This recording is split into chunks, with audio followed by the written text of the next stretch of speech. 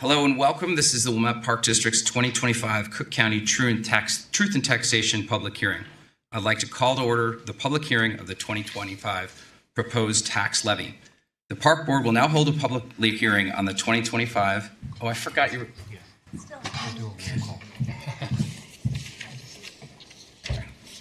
I knew you were coming. Let's do a quick roll call then. Okay. Commissioner Duffy. Present. Commissioner Adrian Oakley. Here. Commissioner Goebel. Here. Commissioner Clark. Here. Commissioner Murdoch. Here. Commissioner Frazier. Here. Commissioner Leahy. Here. Thank you. Sorry about that, Cecilia. The Park Board will now hold a public hearing on the 2025 proposed tax levy for the Wilmette Park District. I will first call on the Executive Director to explain the reasons for the levy and any proposed increases or decreases. All right, bear with me. It's a couple pages here. The tax levy is comprised of different types of taxes: tax capped amounts, non-tax capped amounts, and amounts derived from funding ordinances such as debt issuance. The levy includes $3,659,748 for general corporate purposes such as park maintenance, administrative functions of the district. This represents about 45% of the expenditure amount in that fund. $10,000 for recreation purposes, special events, and no fee or free recreational activities such as the 3rd of July activities. The other $17.2 million expended from this fund is raised from fees for services. $1,060,000 for Social Security tax purposes and funds the employer's portion of the Social Security and Medicaid. $730,000 for Illinois municipal retirement purposes and funds the district's portion of the employee pension plan. $36,000 for security purposes and funds a portion of security measures and police aids at various parks and events. $675,000 for liability insurance purposes and funds the district's risk management program, including property and liability insurance and workers' compensation claims. And $32,100 for auditing purposes and funds the annual review of the district's accounting records and preparation of the annual comprehensive financial report. These make up the aggregate tax levy, which is capped at the lower of 5% or the consumer price index from the prior year. That being 2.9% for the 2025 tax levy, an increase of $174,813 or 2.9% for a total of $6,202,848. The non-tax cap funds include special recreation for individuals with disabilities and debt service, $798,000 for special recreation purposes and funds the district's contribution to the Northern Suburban Special Recreation Association and fees to provide individuals with disabilities an opportunity to participate in the district's programs. It also funds the district's costs for compliance with the Americans with Disabilities Act. This brings the 2025 subtotal levy to $7,848, or an increase of 4.72% from the 2024 extended levy, a dollar increase of $315,578. Lastly, the district will levy $1,187,517 for principal and interest payments on bond indebtedness to retire debt as part of its funding of capital improvements. These amounts are supported by bond ordinances already on file with Cook County Clerk's office. This amount represents a 0.6% increase from the 2024 extended levy.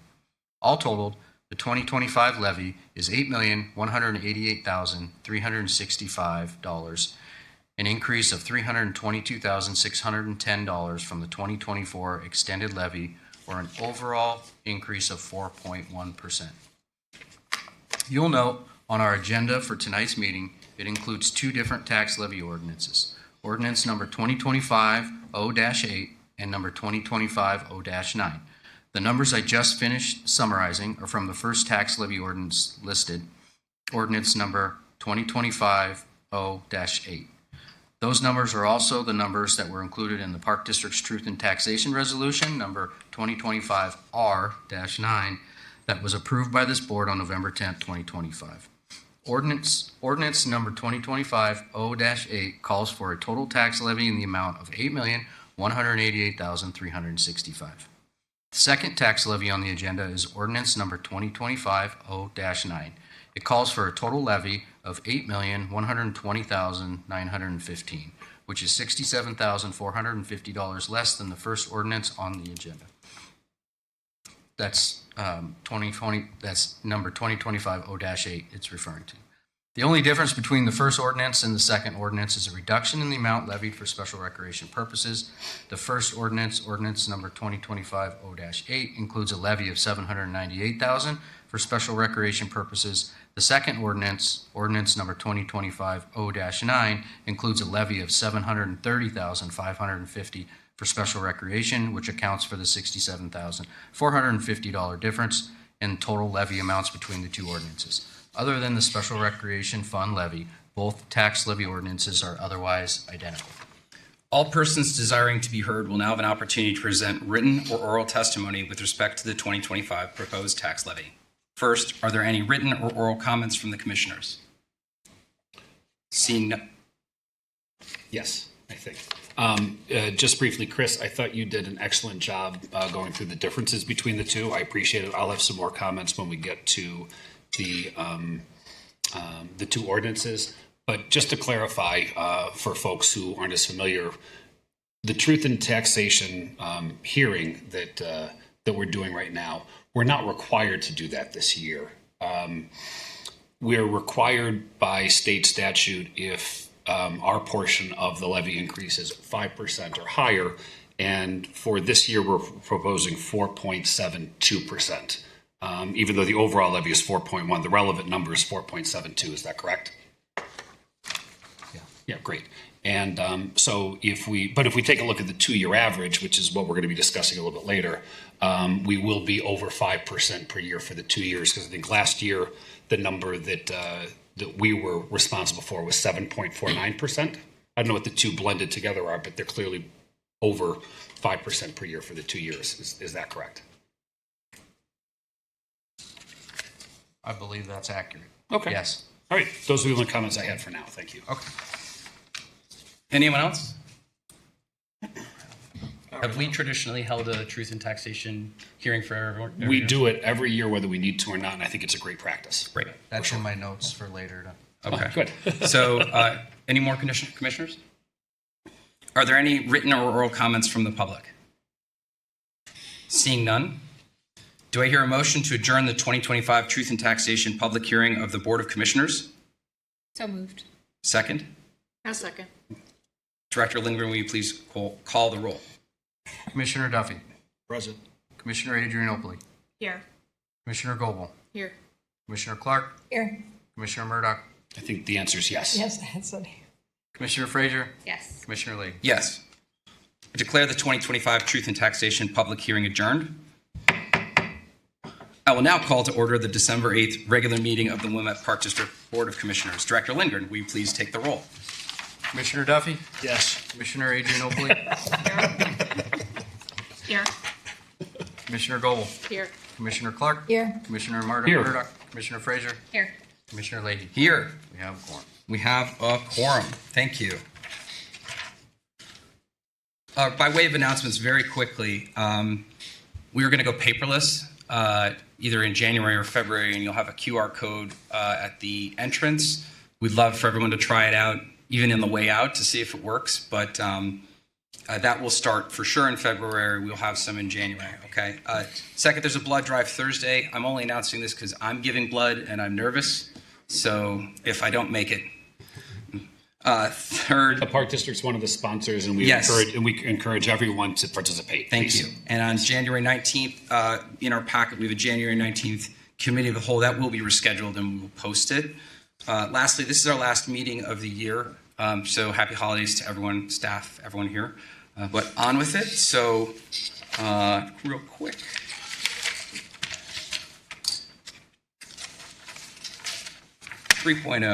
Consent.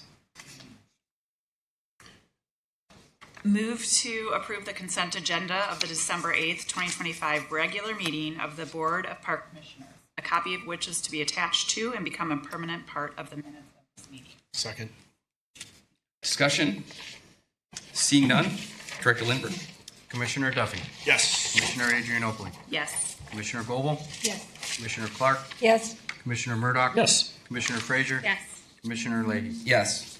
Motion is approved. Thank you very much. On to number 4, communications and correspondence. Is there anything additional commissioners would like to add?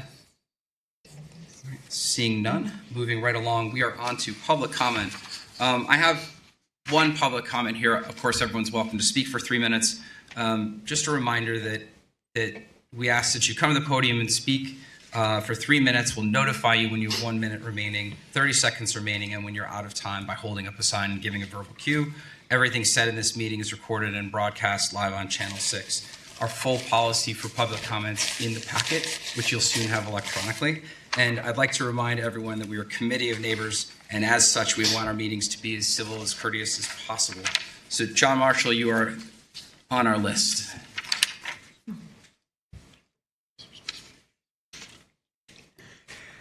Good evening, I'm John Marshall, and my family and I have been Wilmette residents quite happily for the past 31 years.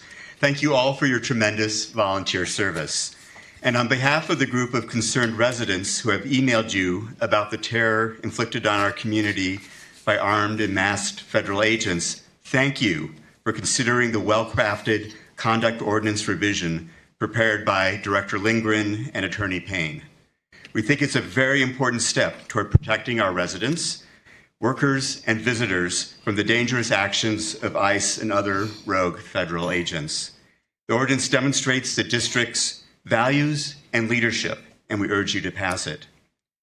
We also encourage the district to do all it can to communicate the ordinance's policies to the public. We have 3 recommendations, some of which we have shared with you in previous emails. First, that the district posts multiple signs at its facilities and in its parks telling people to call 911 or report to a district staff member if they see unauthorized or suspicious activity. This would make clear to the public what people should do if they see a potentially volatile situation. We're concerned that many residents currently don't know what to do if they see federal agents on district property.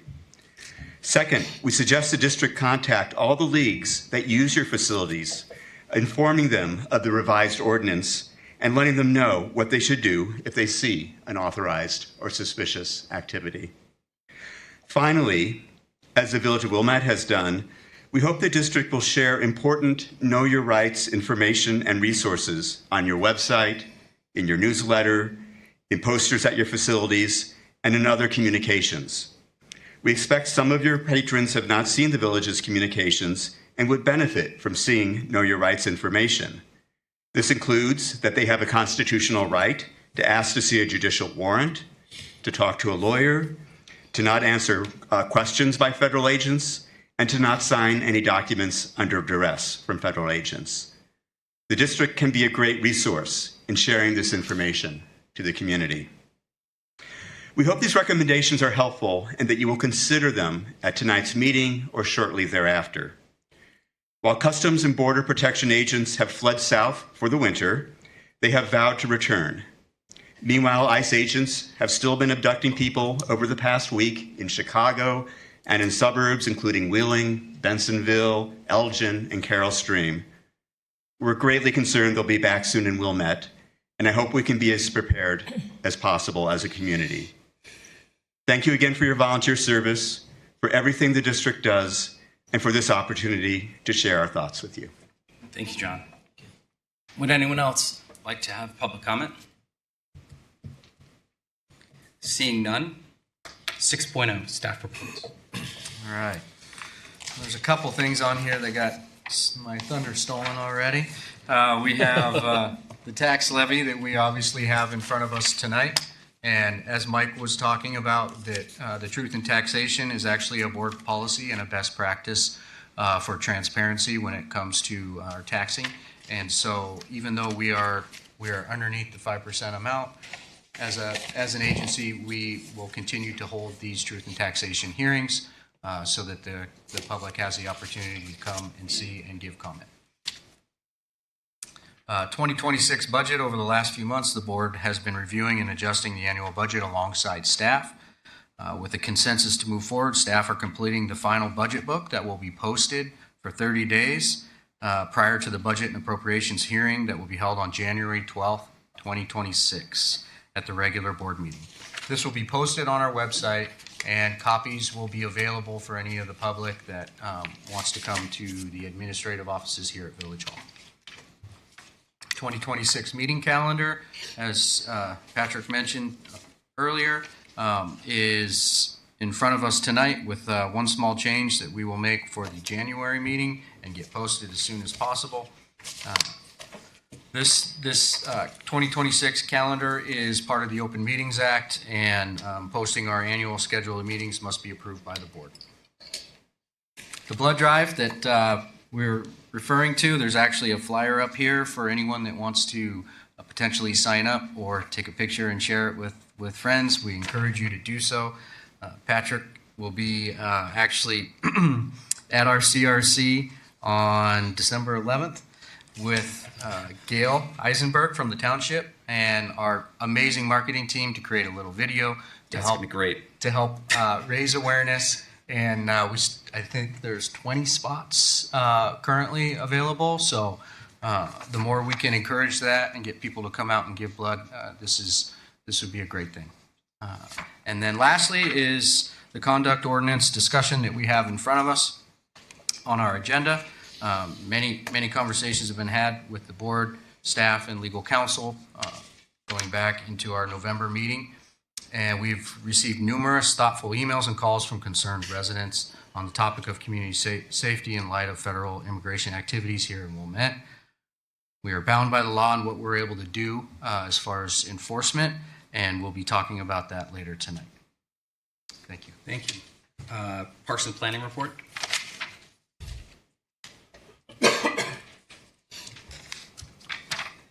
Good evening. I'll start with some updates on the projects. So Gilson and Langdon, those projects, the engineers are still working through the permit process, MWRD, and the closeout processes. Hibbard, the construction is substantially complete with that project. We did our final walkthrough for a punch list item. We have that list. Those items will be completed spring of next year. Along after that, the ECC playground surface will then be replaced too. The CRC reconstruction, that project is moving along really well. The drywall for both the first and second floor is complete. They're starting to paint upstairs. Flooring will be after that. We've received partial delivery of the cabinets for those spaces. Additionally, our staff has been coming in early and working the weekends to paint areas of the CRC that are not affected by this, so that way the form, fit, and function is uniform throughout the facility. Additionally, with the solar project, spoke with Veraday this afternoon. They did get approval from ComEd. They have some testing and commissioning to do, and I was told by this Friday, the 12th, they will have that system live and running. Finally. Fireworks. Can we just, Yes. that was the first thing, that was 3 years ago. Anyway, Oh, it was more than that. yes, more than that. Yes. Yes. We're this close. Yeah, the inches, yeah. So I'll segue to Parks Division. They've been working really hard, and I just want to give a shout out. They've been working over the weekend, nights, to keep not only our facility open, but the school districts. So they've been doing a lot of that. They've been doing some extensive cross training. Additionally, we attended a virtual webinar for sensible salting practices. Prior to the snow, staff was working on the soccer fields, seating, blanketing, removing the goalposts at Howard Park, and finalizing winterization. At the sports fields, those were aerated. We took delivery of 9 semi-loads of organic mix that were distributed throughout all the different park districts, or throughout the different parks in the park district. Staff also completed our batting cage renovations, updated signage, and they started preparing the ice rinks outside, getting the lights and everything ready, so that way we can, when the cooler weather, we're experiencing that, it's supposed to warm up, but with these deep freezes, hopefully that gets the big drives of frost in the ground so we can open up a little bit early this year. On the building side, staff installed power to the new automotive lift, so that lift is fully functioning and operational. They added security cameras at the CRC skate park. There were several key Infrastructure upgrades that we completed this past month, including HVAC, LED lighting, and thermostatic mixing valves. The CRC flooring in Studio A and the spin room were replaced. And over this past month, staff replaced approximately 140 LED lights at CRC. We have another 190 scheduled. So just so you know, so there's 800, we counted this, so there's 830 light fixtures in that facility.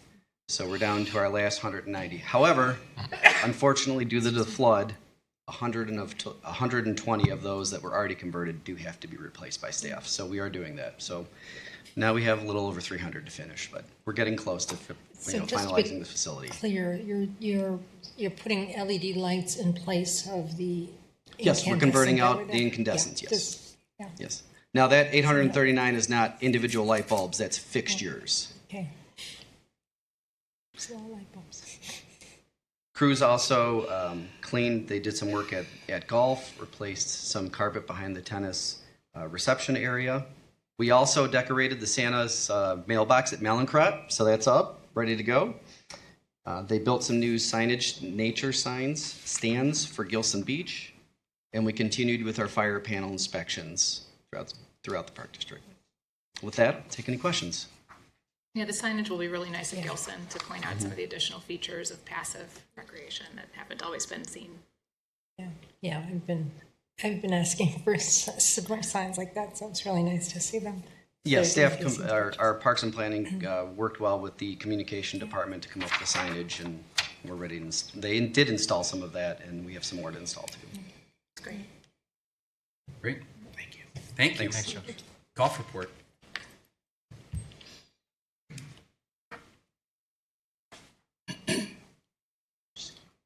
Yeah, golf/ski. Ski lodge is open. Golf course is closed. Ski lodge is open. That's the report. As you have in front of you, included in the packet there's some photos of some of the end of the year work. We were able to complete a bit of drainage before the snow came, so that was super positive. Obviously, from a financial standpoint, from a round standpoint, everything, we finished the year up in line with budget, in line with our projections, which is positive. We've received more snowfall now than all of last year, I learned today. So that's an actual stat you can quote. We've already beat last year's snow total. Staff has been working on getting the trail groomed. There's been a lot of action. 30, 40 people a day is probably a pretty good bet. And probably more coming this weekend if it doesn't get too cold. So that's pretty much all I have for right now. And I can take any questions about the facility. I mean, go ahead.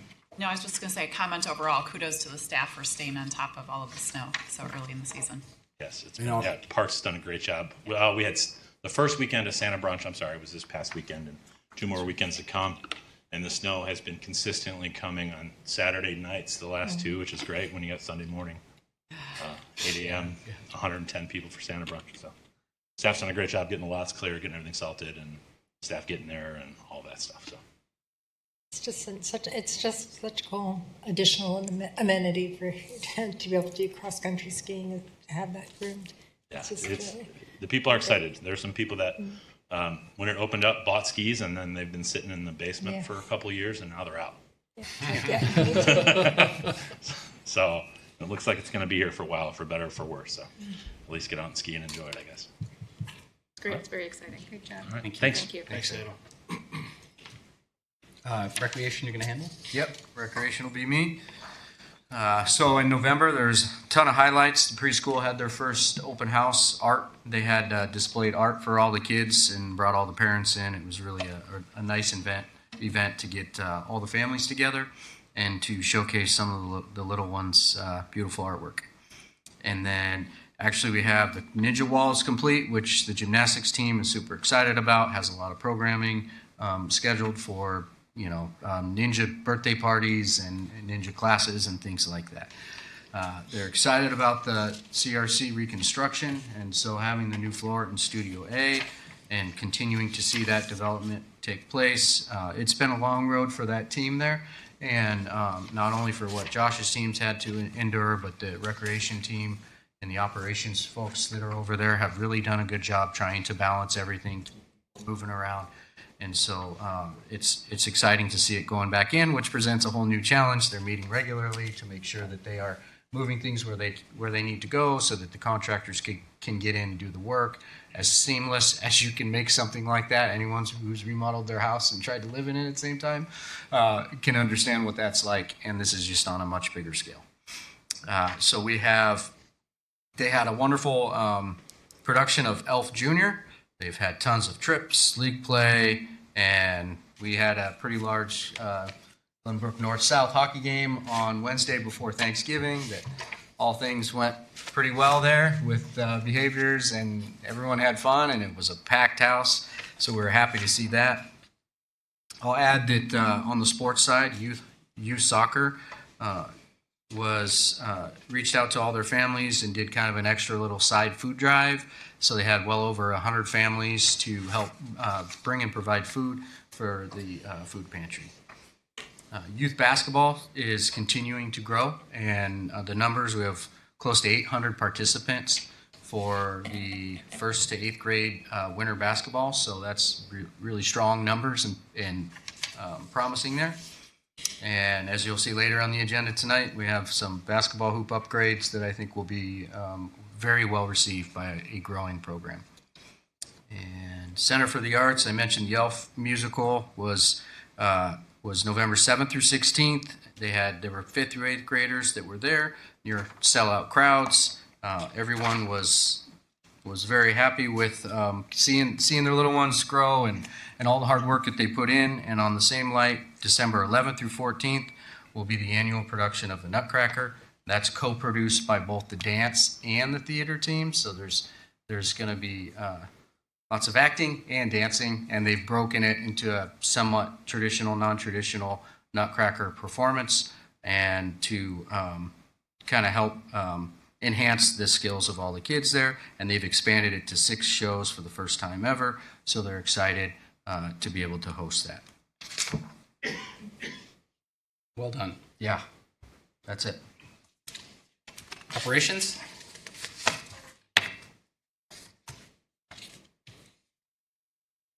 Right, hello. I just thought I'd give a couple highlights from the report that you have in your packet.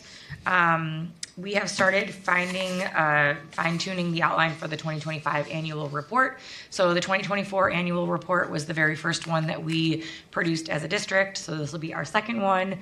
We had a really great response rate with all the online clicks. I think we had at least over 800 of them, so we decided not to print it. So we'll continue on with that trend, include it in other, like our Explore More that gets printed, our monthly e-news that we send out, as well as any board briefs, to make sure that we're sharing it out with the public as much as possible.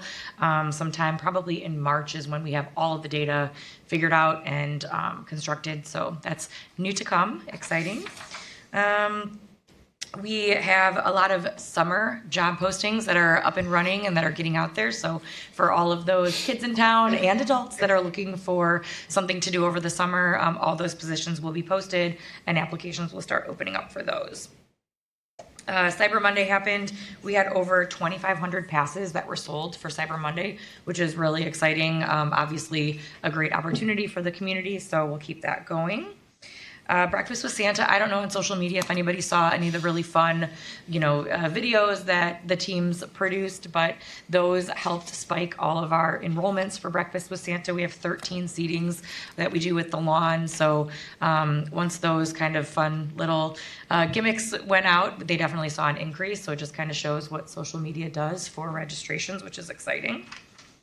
Composting is still going strong, so that's really exciting. And then staff got to go to a material recovery facility, also known as a MRF.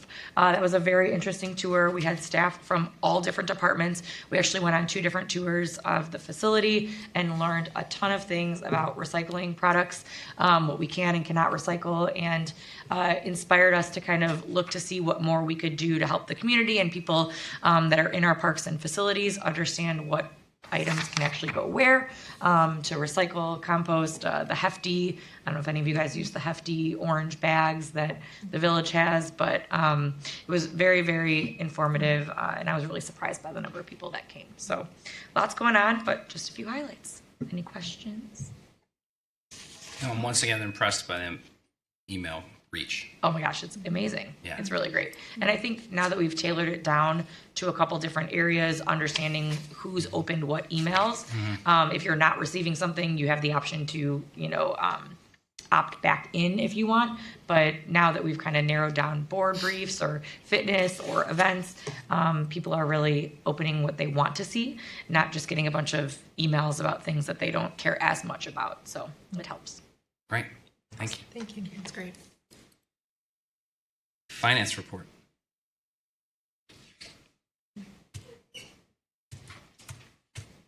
Hi, everyone. Hello. Hey, Sheila.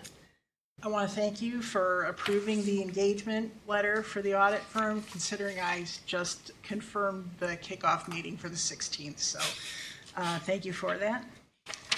There's a lot of information in here related to the financials that you guys have seen already a couple of times. All right. The thing that is kind of new is related to capital. So the projected savings for capital, and I want you to remember that the capital plan was like at 7.2, and then we had about $999,000 that we carried over from last year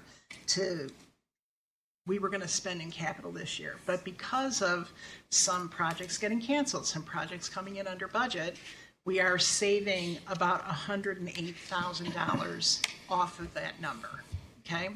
The detail on the capital, the capital spreadsheet will show that column that's kind of highlighted in blue, part of it.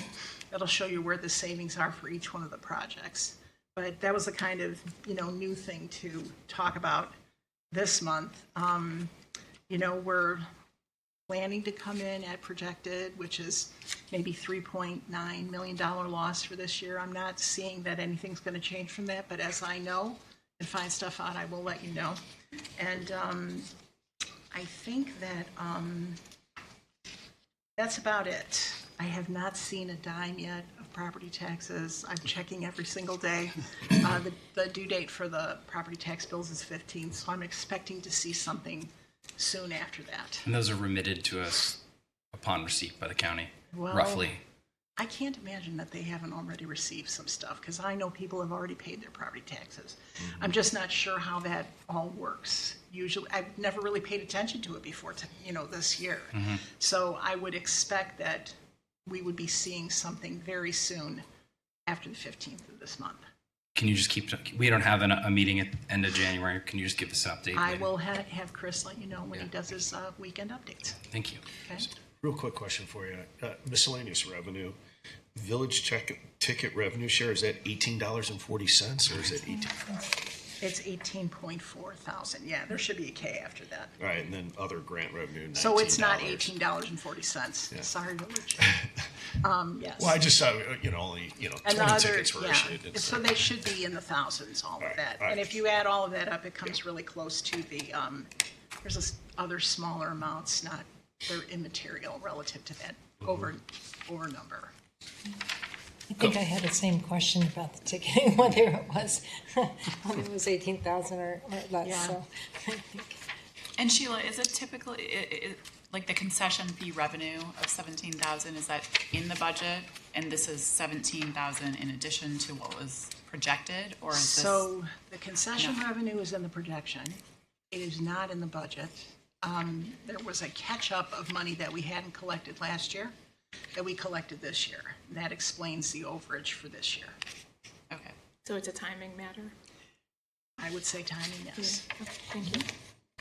On capital, a couple of things. First off, this extra chart is very helpful, so thank you. And we can talk offline, but I'd certainly like at some point to see a little bit more detail on the projects that are over budget. And then I think we've talked a few different times as we heard from Josh that a couple of our major projects are really getting very near the end. There will be some sort of a summary then at the end of what we spent, what we budgeted, et cetera, et cetera. That's still part of the game plan for into next year. It absolutely is, yes. Good, thank you. And I would just second what Mike is saying about learning more about the unbudgeted and unplanned expenses, just for the sake of kind of learning and planning for the future. It'd be good to understand. Okay, we'll put some together and then you can send that out then to the board. Are we still going to see our impact of the increase in minimum wage with our part-time staff? Yes. Hopefully by Friday.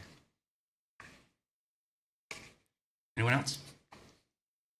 All right, thank you, Sheila. All right, should I Thank you. stay? No, Okay. Thanks. no problem. 7.0, unfinished business.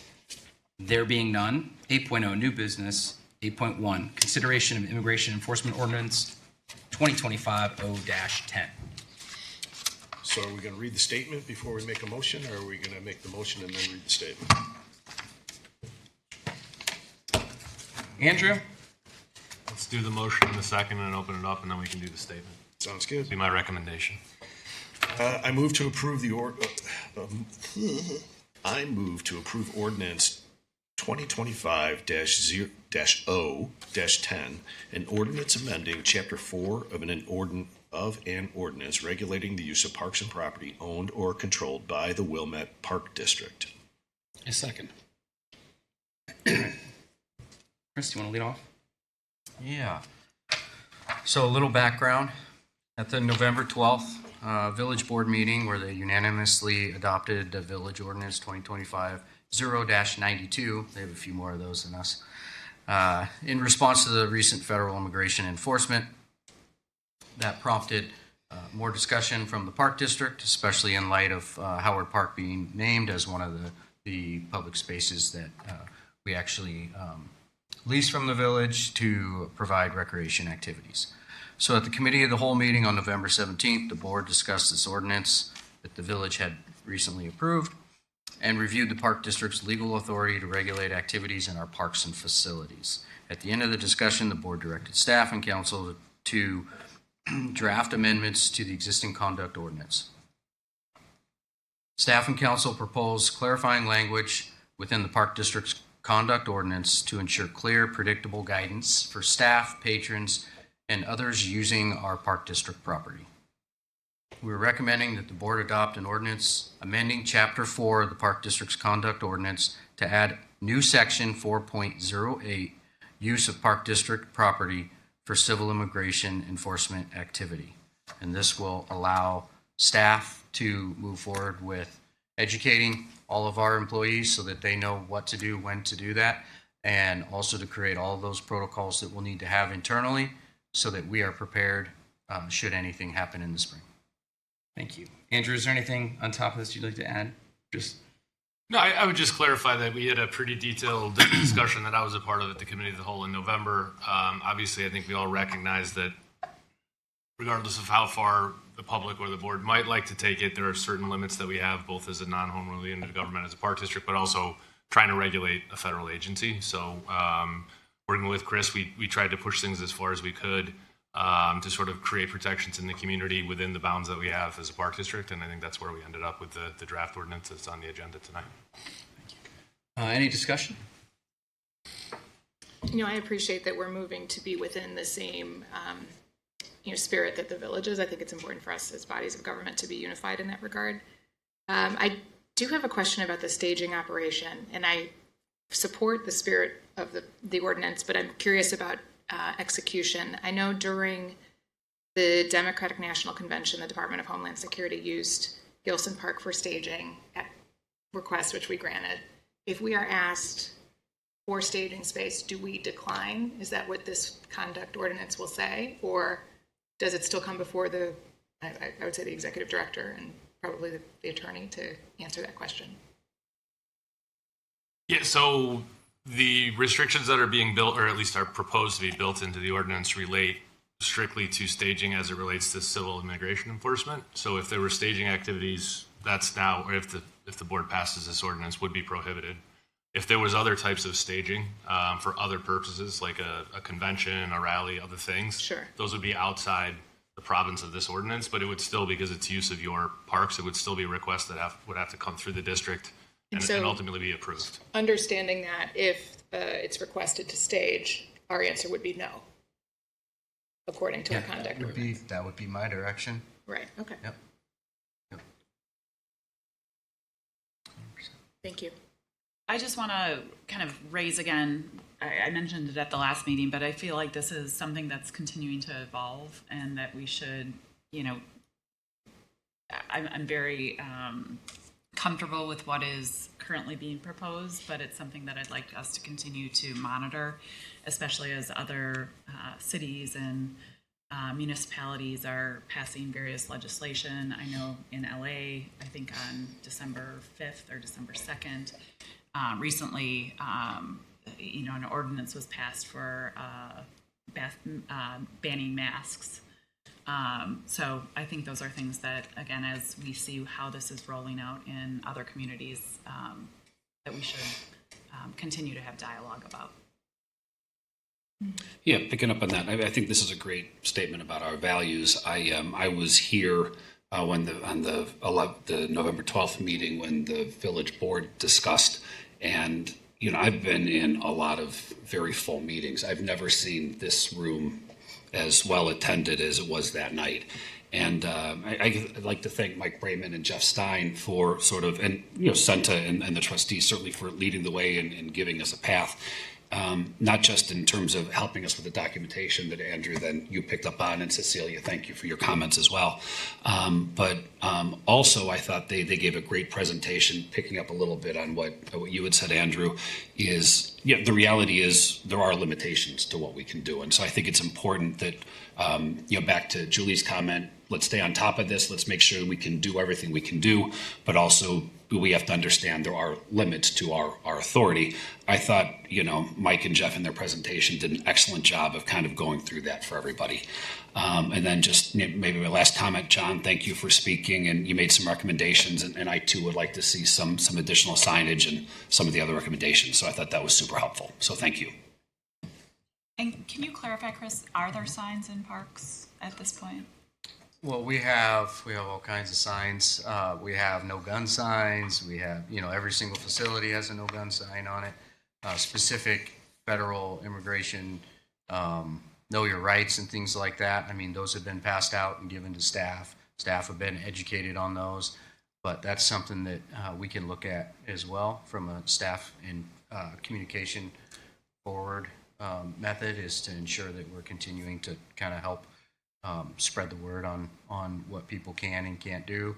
Again, I'll add that, we have 1,100 employees throughout the course of a year, and so we have a lot of eyes and a lot of ears, and it'll be this agency's focus to do everything we can to make sure that they all are well informed, so that should anything happen, we will hope for the best, but plan for the worst, and make sure that we communicate down to the 15, 16-year-olds that are working on the beach. They're well-trained lifeguards and many other staff, but we'll make sure that they know what to do in case something happens. The first kid shows up in the beach, should something happen, they'll know exactly what to do. I appreciate you double clicking on that, because I know so much of our staff is seasonal, and I'm sure they will wonder what to do. And I know that training staff has been a priority all year, but if they return in the spring as we think, it will be really important that they understand what to do next, or how to handle their campers, or any number of things. So I appreciate how much you and the HR team have been working on that. As of our committee of the whole in November, no other park district had formal language around this yet. Do you know, have there been other park districts that have come out with an ordinance similar to, or language such as this, or will we be the first district to formally publish an ordinance on it? I'm not aware of another one. Okay. It's certainly possible. This district, Wilmette, is the first of the districts that I work with that's done one. There may be others. They could be in various stages of being drafted, but as far as I know, this is the first one. Yeah, I've talked to peers all over the state. Illinois is unique for those that don't know the park world as much. We have special districts here in Illinois with different state law that allows us to, levy our own taxes. And so Illinois has the strongest association of parks in the country. And we have, because of that, we have a different set of rules and guidelines to go by, which is why Andrew's done a great job not really having we can take some verbiage here and there, but to actually apply it to our specific set of rules and laws that we're bound by, he was drafting that from scratch, right? So it is unique, and it is not something that we could find any example of to work from. So I think that Andrew did a great job making sure that we're doing as much as we can, as we've said within the law, for at least today, on how we can help protect the people in our spaces. Yeah, so on that, thank you very much, Andrew, for your work on this. And something you said in our committee of the whole that really resonated was having language that was easy to read and went across all agencies of the village. I think is so important for residents' understanding, for employees of our village's understanding. So thank you for helping make sure the language is clear and concise and consistent across. Anyone else? I think I would like to, so we've touched a little bit on the employees here, and it's been a focus because, well, first of all, Chris and Andrew, thank you. I know you put this together basically with the holidays and things like that. And Chris, you brought up a great point.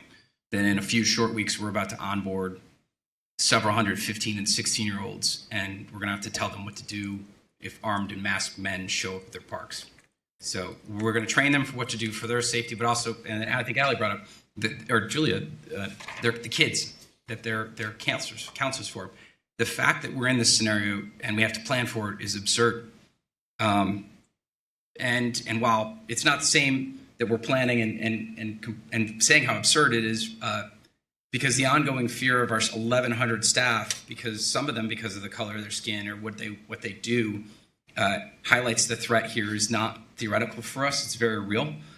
And this is a start. And as Chris brought up, we've done work on this topic since January, and we will continue to do so because we're a mission-driven organization, and we want every person who steps into a park or works for us to feel that they belong here. And we've talked about weapons and masking at great lengths and how we can improve on that. We will be going to conference and discussing with our partner agencies what they're doing, what they're thinking about, because sometimes you just can't get that conversation on the phone. We're going to meet them face to face and bring it up. I've said this a couple times in different venues. I think I personally believe the Wilmette Park District is the single most powerful force for a community of anyone else. We're the ones that watch your kids. We're the ones that take care of your parents. We have your parks. This ordinance supports that mission and that feeling 100% because it supports our patrons and it supports our village partners who we stand with 100%. But we're nothing without our employees, and civil enforcement actions affect the 1,100 employees we have far more than any of us up here in the dais. We're not the ones in the roles with the jobs. We're not, we don't have accents, right? We're not black or brown skin. Our responsibility is to provide that sort of safe working environment for everyone who works here. And affirmation of this ordinance supports our staff, the people who will make the Wilmette Park District that community force that I believe we are. I think everyone up here, and it is brought up by John, this is not going away. And even if it does, we have to plan for it because of the absurdity of the situation. So we'll continue to work with the village, talk to them, engage them, and all our other partners as much as we can. So I will vote yes. If there's any further discussion, please do so now. Otherwise, we'll call the roll. All right, hearing none. Director Lindgren, will you please call the vote? Yes. Commissioner Duffy. Yes. Commissioner Adrianopoli. Yes. Commissioner Goebel. Yes. Commissioner Clark. Yes. Commissioner Murdoch. Yes. Commissioner Frazier. Yes. Commissioner Leahy. Yes. Motion is approved. Thank you very much. We have built in here an option to take a 10-minute recess or a 5-minute recess. Is that something anyone would like to do? No. No? All right. We will continue onwards. We're going to go to item 2.0, 8.2. I move to approve the CRC basketball equipment purchase. Second. Chris? All right.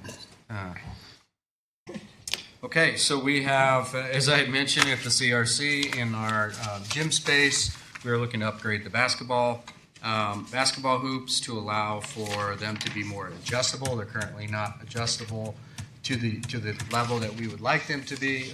It'll allow us to actually lower them to the appropriate heights for the little ones, which is a great thing, and move them out of the way to provide more programming. And so we're looking for the board to approve. We actually had two options in here, just so you know. Option one is slightly more, like $700 more. But option two would actually include thousands of dollars in electrical work that would need to be brought to every single basketball hoop. So we're going to stick with option one. Staff feels comfortable with that, similar to a setup they have in the schools. It's worked really well. So we are looking for a recommendation to move forward with option one. Do we have to modify the motion to have option one? Or is it just because there's two options? Yeah. Someone with more knowledge in these topics? In the memo, Okay. we're asking for Option staff to give myself permission to sign a contract for option one. Okay, just wanted to. Yeah, I think the motion could have included the cost and then it would have been unambiguous. But so Cecilia, if you just want to add, perhaps. Okay, there. $42,689.95. So I move to approve the CRC basketball equipment purchase in the amount of $41,962. No. 40. Oh, different one. I'm sorry. 42,000. Let me just start from the beginning. Yes, I thank you. move to approve the CRC basketball equipment purchase in the amount of $42,689.95. There we go. And I again second the amended. Chris, can I just ask a quick question? What happens to the current basketball hoops? Do they get sold, or is there an opportunity for Yeah. to repurpose or donate. I'd I love to see them don't, but I'm always thinking about revenue generating Yeah, opportunities. no, we typically always will auction off our old items. So whether it's a vehicle or a piece of equipment that still has life, we will always auction that off. Okay, good. All right, seeing no further discussion, we call the roll. Yes, Commissioner Duffy. Vote. Yep. Commissioner Adrianopoli. Yes. Commissioner Goebel. Yes. Commissioner Clark. Yes. Commissioner Murdoch. Yes. Commissioner Frazier. Yes. Commissioner Leahy. Yes. Motion is approved. All right. I move to approve the alternative tax levy ordinance 2025-0-9, an ordinance providing for the levy and assessment of taxes for the Wilmette Park District, Cook County, Illinois, for the fiscal year beginning January 1/25 and ending December 31/25. Second. Discussion. Mike, since Commissioner Murdoch put this on the agenda, why don't you go first? Oh, great. Thanks. Appreciate it. So, I mean, obviously, we do a lot here, but as commissioners, primarily we work with, oversee our executive director. We set policy like we did a little bit earlier this evening, and financial oversight. And financial oversight's extremely important to me, as it is to all my colleagues here. And, it's highly unusual to have two different levy ordinances, so I think it's worth speaking to that. I thought Chris did an excellent job of kind of providing an overview for all of us why we're talking about this. And obviously, we'll only be able to approve one in the end. The one that I just offered and was seconded represents a 5% annual increase in our levy over a 2-year period. And why is that important? Well, I think for a couple different reasons. When PTEL was enacted, 30, 40, I forgot how long ago, 35 years ago, the state set some guidelines that we have more duty to discuss and hold hearings if the levy is over 5%. That was sort of a benchmark that they established, and I think it's maybe it's an arbitrary number, but I think it's a good number. And but the second piece of it is you take a look historically with this agency, we have been exceptionally fiscally prudent. I'm extremely proud to be part of this organization and this agency and all that we have done. And we've never, up until last year, we had never been required to have a truth and taxation hearing. We weren't required to do it this year. It's our practice that we do, and it's commendable. But again, if you take a look at what the other ordinance 25-0-8 would represent, it would represent an increase of over 5% a year for these 2 years. And philosophically, I have a very serious concern about that. So, last year, again, I think that the part that we controlled was 7.49%. So it's almost 50% higher than that threshold. When the actual, levy, when you factor everything else in, was down to 6.1. But the part that our part was 7.49%. This year we're just barely under that threshold of 4.72%, even though overall it'd be 4.1%. I know that last year, and Sheila, please correct me if I'm wrong, but I think, we increased the special rec fund by about 80%. And there was some talk that was sort of a, one-time deal, and, plans change, but this year I think the proposal is a 21% increase again. And, this alternative levy would still be an 11% increase. I think that's a lot. And so I think it's more than reasonable. It would allow us to stay kind of right on that threshold kind of established by the state, and still I think would represent the highest tax increase over a 2-year period since PTEL was enacted, with the exception of the 3 times, I believe, where the voters basically gave us permission in the form of referendum debt that was approved. So I think that's important. And Chris, I just want to clarify a couple of things with you, if you don't mind, because I think there was some talk about what the difference is between the two. And my perspective is that for fiscal year 2026, irrespective of which ordinance we approve, there will be absolutely no impact on special rec programming, special rec capital spending. This is simply about how much money we're going to put into reserve. Is that correct? So what I'll say is that we will not have a reduction in either our capital spending for ADA or our MAC contribution that we're bound by to NSSRA and the inclusion aids, which continue to go up. So the special rec levy allows us to levy specific for those purposes. We will be short in those financially, and we will be pulling from another fund, as we will this year. So that will help support it. So we'll pull from the recreation fund or somewhere in our general fund to cover the losses for providing that aid and or doing those accessibility projects. And I guess I would just say potential losses, because again, like this year, you mentioned that we are going to pull some reserves from probably a corporate fund, I assume. It'll be fun. And overall, we're fully in compliance with all of our fund balance policies either way. But as you said, kind of the 3 primary purposes are to support the NSSRA organization, capital spending related to special needs, and then our programming for residents who need those services. And irrespective of which levy we approve, nothing will change for those 3 categories in 2026, correct? Correct. Yeah, It'll just okay. be where we pull the money. And then, I think you already touched on it, but just sort of to drive it home, in 2025, we had, I don't know, maybe it's a couple more people, whoever it was, that used services. So, we did exactly what we might have to do this year. We actually transferred some funds from another fund that has excess reserves, such that to stay in compliance. Didn't affect any of our programming, didn't cause any changes. And I don't think anyone raised concerns or objections about us making that transfer in 2025. So we may or we may not need to do that in 26 based on usage. And so I just think it's fiscally responsible for us to approve the lower levy. And again, if we're back here next year and it turns out more folks in town used our services, I think that's a great thing. I fully support it. And I'd be prepared to support a higher levy at that point. But, with our tax cap funds going back to PTEL, we are constrained in many ways. This is, a fund where we're not constrained. So, there's no reason for us to do this year. There will be no change this year, either levy. And then if it turns out we have a need next year, let's go ahead and take care of it next year. So that's how I look at it. Those are my comments, and I'll open up the floor to other comments. Commissioner Duffy, you seconded the request, so would you like to go next? Absolutely.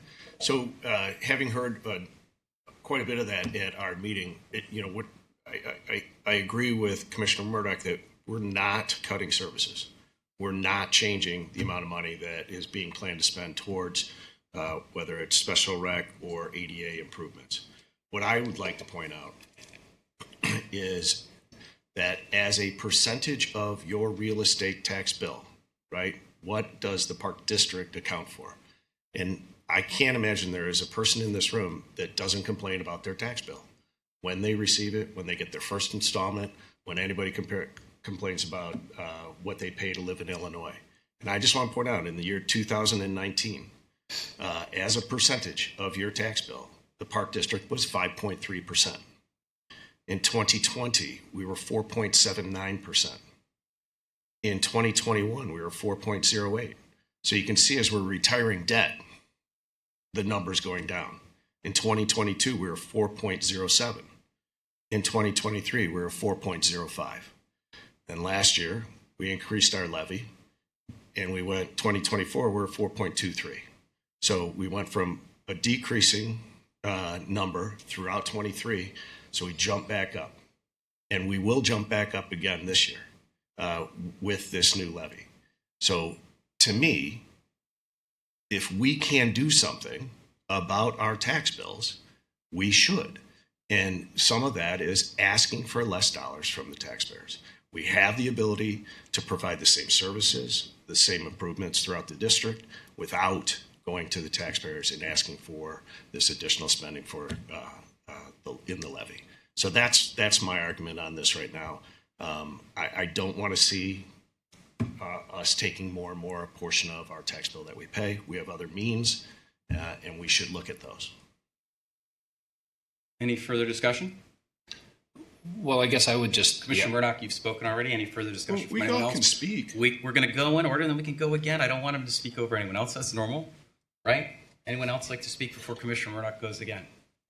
I mean, I guess my one question is that you're raising an issue for 2 years, and why are you taking a 2-year average? You could do a 3-year average, you could do a 4-year average, you could do a 5-year average, but you're choosing the 2 years. It's like you're cherry picking what will be giving you this claim that we're over 5% for a combined. We're this year we are not over 5%. We're under. So I have that question as to why is it 2 years? Why aren't we taking a 5-year average? I guess the other thing is that we used up all the funds that we increased the tax levy to cover to bring our reserve back for the special recreation fund. We used that up. We had to go into additional funds from into other funds, and I guess that is saying, I feel concerned about taking the chance that we're going to do that will happen again. So, you were saying we can do it lower, and yeah, we may not have others, we may not impact services, but then that means that next year, if it gets to that point, we may end up having to do the larger levy again, like we did last year. So why not try to even it out and keep it at a more steady pace rather than going small, having to go hard, having to go small. So that kind of concerns me, is that you're just juggling around some numbers where you are in a situation where you are really running the risk of really reducing the amount of reserves for this coming year in the special rec fund. Anyone else? I'm sorry, this is a bit of a hypothetical, but so that I understand it well. Commissioner Duffy referenced the 2019, then there were a handful of years where the percentage decreased. Am I correct to understand it that had we fully funded the special rec fund, or more aggressively funded the special rec fund, that our 2024 or 2025 levy would not have had to have been so high? Well, yeah, the more we have in reserves, the less we have to levy to stay within fund balance. And so that number is important to add, and also that, it all is dependent. There's only a couple levers that the board has the ability to pull with our levy, right? And so when it comes to special rec, there's the ADA transition plan that we have as an agency to continue to manage, as well as our special rec inclusivity costs, right? And member contribution, which is set, so it's very limited on what we can pull on to move forward. So without cutting capital spending for those accessible ADA projects that are in our transition plan, that would be the only other lever you could pull to not have to continue to levy the appropriate amount of taxes. So again, we can't revise our history here. However, if we had fully funded the special rec fund, we may not have had to have had a 7% levy last year. So in my opinion, learning from mistakes of our past, I don't think that cherry picking a year out makes sense. It seems to me it would be prudent to be forward thinking in this and not repeat the mistakes of the past. Matt? Well, Commissioner, Sure, go ahead, please. Commissioner Ginobili. Yeah, I want to offer, the American Disabilities Act was passed in 1990. And when I joined this board 6 years ago, it was my surprise to know that there are still projects remaining. And not only that, hundreds of thousands of dollars in projects remaining. And for me as an able-bodied person, that is an immense privilege to overlook. I take for granted that there are curbs that I can cross. I know this is kind of amusing, Commissioner Duffy. I take for granted there are curbs I can cross. I take for granted when I pushed my kids' strollers up a ramp, because that was created because of the American Disabilities Act. It is a small thing for us to complete the ADA projects, of which there are dozens left in our district, for the difference of a very nominal amount. And the reason this is a problem is because we underfunded special rec over 10 years. Now we have the opportunity to charge forward in the way that makes sense for our district. People in our community value special recreation. As both Commissioner Duffy and Commissioner Murdoch said, the difference is nominal. I believe we should support the plan that we have worked on over the last 4 months. Commissioner Ginobili. Yeah, I mean, I'm new. I'm still learning.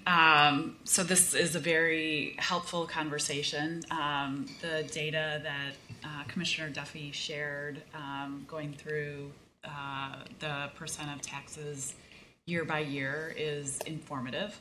I commend the board and those of you who've been on the board for having made decisions and being fiscally responsible. So we're seeing the percentage decrease. I think we should strive for that over time and be mindful, especially in light of concerns from residents about tax bills, which I share that concern as well. And I think that it's important for us to, look at our operations and think about, what are the bigger pieces of our operations that need to be reevaluated, whether that's staff or benefits. I think we need to look at revenue generating opportunities. In what ways can we bring more revenue into the park district's budget that will, potentially, give us some flexibility going forward. I think we should prioritize doing planning around kind of what we're going to be doing in the future when it comes to our aging infrastructure and opportunities that we have before us with the Big Tree Lane. So I think those things are all, very important and will help us keep, continue to be fiscally responsible. I think in terms of what's before us right now, I agree with Commissioner Gobelt. This is the ADA compliance issue affects individuals with special needs, giving them independence and access. I have 3 senior parents who I very much like to take to the parks and enjoy, and I know that the ADA compliance supports so many seniors. A large percentage of seniors are in our community, and I think to the extent that we can ensure access for those individuals to enjoy our parks as much as possible, we should. And so I know that the staff has spent a lot of time on this. The board has talked about it for months. And so I continue to be in support of the original ordinance that was brought forward. Thank you.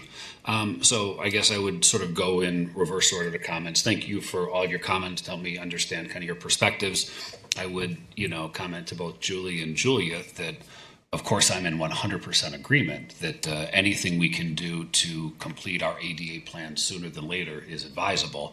We all agree with that. A couple of points of fact, though, that, again, these two levies will have no difference in terms of what projects we do, how soon we do them. I agree with those comments, but I don't think they're necessarily relevant to the question at hand.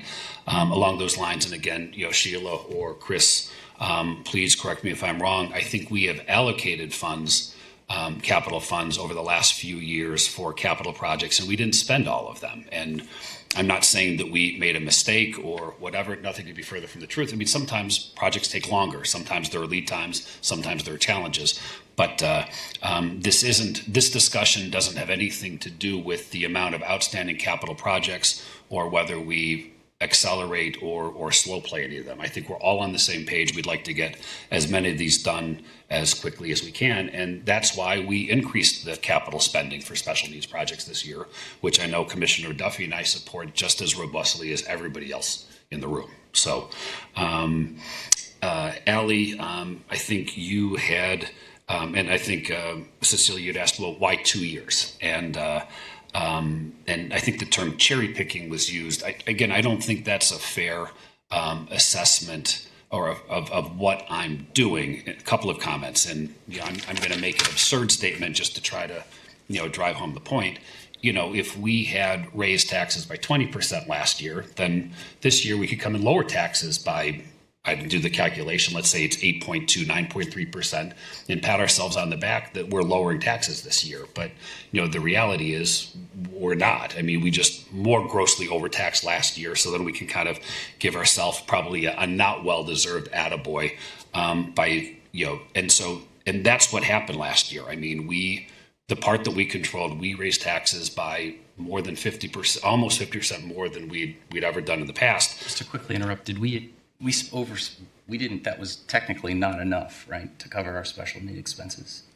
Yeah, we're going to transfer this year. So to put it another way, one way of looking at it is that if we were to match revenues with expenditures, we probably would have had to tax more. Is that fair? Well, I think Chris? Let me answer that. No, I was asking our executive. Okay. Oh, sure. Well, you looked at me. So. Well, I did. I'm sorry. Yeah. Okay. So Chris did not. So you can. Yeah. Yeah. Yes, that's true. Okay. Yep.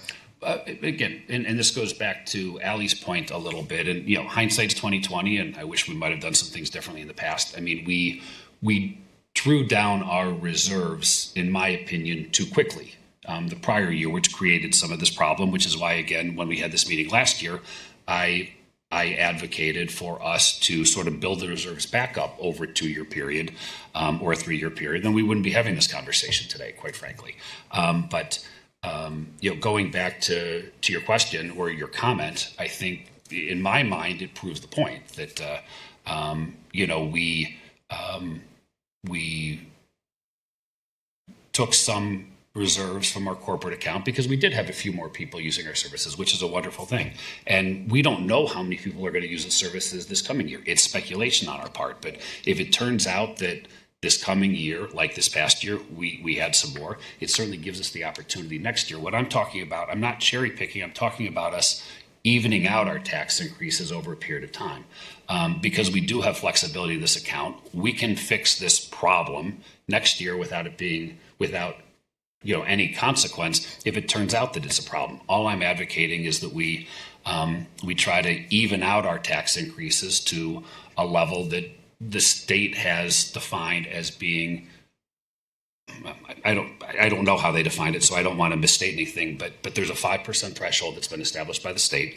I think that should be a good guide for us. I mean, I don't want to ever approve a tax increase of over 5%. We've never had to in the past, and you know, I'm very proud of that. You know, in my time on the board, this is my third term. Each of my other terms, I voted for a tax increase once, and I didn't vote for a tax increase the other years. And I don't have blinders on. It's not all one way or all the other way. I think every year you take a look at the situation and you do what's best for the agency and you do what's best for the taxpayers. And, you know, for me this year, it's clearly a case where the best thing for us to do is try to moderate out that tax increase. And if we need to make an adjustment next year, so be it. So I just have a final comment for Cecilia. Again, I think I already said it, but I'm not cherry picking. The reason that I'm talking about a 2-year period is because we had such a significant tax increase over our historical norms last year.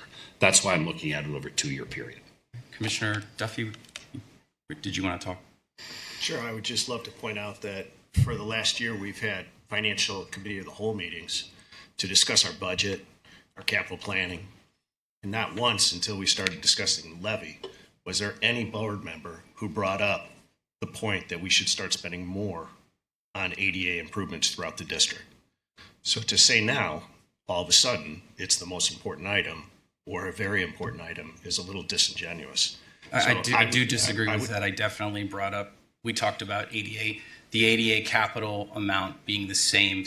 So our ADA capital spend's been $100,000 since 2014. It's been a long time. Budgeted spend. Budgeted Right. spend, Yeah. and we raised it to 200,000, then pulled it back, and I made 75. exactly to 175 where it is now. And I definitely spoke about how that was undershooting inflation and how it was important to capture that inflation. And I believe that was in October. So very fair. Thank Here you. we are at the end of a year or close to the end of a year, and we are now talking capital about ADA again.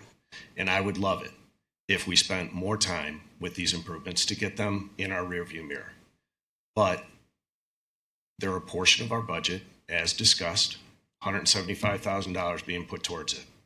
We could spend $1 million towards it, and we'd be spending more money again next year because we would not finish these projects. The state has not given us, correct me if I'm wrong, a deadline to finish these projects. We're trying to bite them off in measurable amounts. Am I wrong in that statement? Thank you. So we can continue to move along as we plan for these improvements and not increase the special rec fund as it is proposed in the second levy that has been discussed. So that is my point. Right.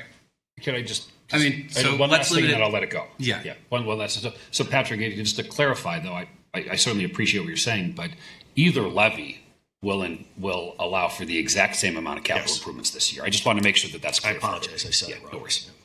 And I'm good. Thank Okay, you. everybody good? Yeah. Right. So what we are talking about is about $7 per household in Wilmette. I'm going to vote no here because I agree it's not cherry picking. I believe it's goal seeking, and that's not how I like to budget. I also going to vote no because transparency. This has not been in front of us for more than $72, and I know it's a small change, but the 08 we started talking about in August. We met in August, October, November. And then in addition, we had 6 other meetings about budgets where revenues were brought up.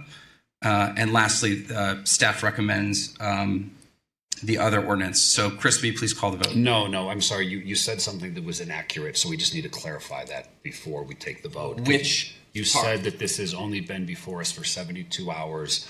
I will find the date of the email that I sent out. It was weeks ago, which laid this out in great detail. So everybody on the board has been aware of my suggestion for weeks, not for 72 hours. Let's be very clear about that. Aware of the board, but the public transparency.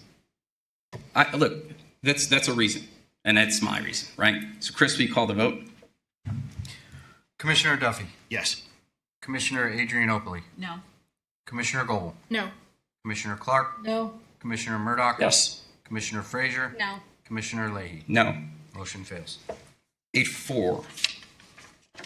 I move to approve the tax levy ordinance 2025-0-8, an ordinance providing for the levy and assessment of taxes for the Wilmette Park District, Cook County, Illinois, for the fiscal year beginning January 1st, 2025 and ending December 31st, 2025. I'll second. Discussion. Points made. I would just say that I won't be able to support this ordinance, but I would like to thank my colleagues for allowing the conversation about the other levy. I appreciate it. Get outvoted, that's life, no problem. No problem. That was a very thorough discussion. Thank you. August 22nd, we posted a calendar of our budget that included the August 25th meeting about the truth and taxation levy, the one you have in front of us. Obviously, we've made some changes since there, but as part of discussion, I said we talked about it in October. We talked about it on the 10th, 6 meetings where we talked about matching revenues and expenditures, including the tax levy was a big part. On the 22nd, I gave a League of Women Voters speech where I devoted part of it to our levy and the aging infrastructure needs. I then posted that speech in our packet. On November 26th, we sent out a board brief email that went to nearly 20,000 addresses, which was opened by 15,000 people. In an email, we announced this meeting and had the details, including the 4-7 and the 4-1 numbers. We didn't receive any public comment on any of that. And while that's not the only determining factor for me, it's board and staff input along with the public. Wilmette's smart, and we try to over-communicate for that. And I appreciate the conversation we've had tonight because it's part of that information for the public. We are fully committed to a transparent levy process, and we will do so next year, especially with Commissioner Duffy's suggestions. So without any further discussion, should we call the roll? Call the vote. Chris? Commissioner Duffy. No. Commissioner Adrianople. Yes. Commissioner Goebel. Yes. Commissioner Clark. Yes. Commissioner Murdoch. I too appreciate the conversation and the discussion, but no. Okay. Commissioner Frazier. Yes. Commissioner Leahy. Yes. Motion is approved. All right. I move to adjourn the regular board meeting of the Board of Park Commissioners this December 8th, 2025. Is there a second? I'll second. All in favor, say aye. Aye. Aye. Thank you, everyone. Happy holidays. Meeting.